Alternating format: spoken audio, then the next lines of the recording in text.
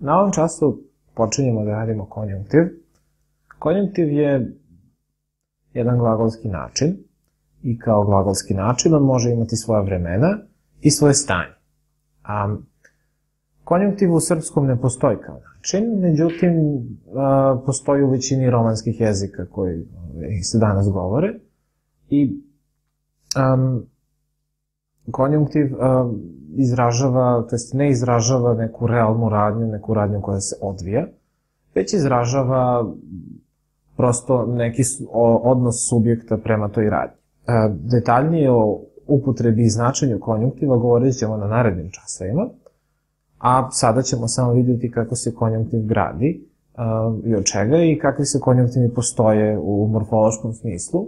I odmah da kažemo, futur nema konjunktiv svoj, tako da onda prosto to nećemo razmatrati. Počet ćemo sa prezentom, nastavit ćemo sa imperfektom i tako dalje.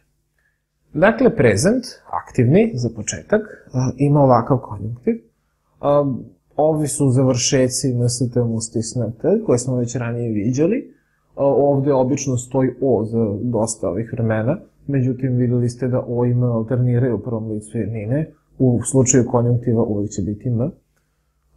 Za prvu konjugaciju, nekarakteristično dolazi do neke male glasovne promene, uglavnom, kao što znate, to biva tako sa trećom ili četvrtom konjugacijom.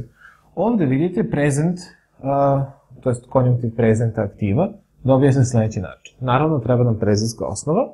U slučaju glagola prve konjugacije laudare, to je ovo. Onda imamo osnovu lauda, na koju se dodaje ovo E i ovi završeci. Stvar je u tome što ovo A i E se sažimaju i daju jedno dugo E.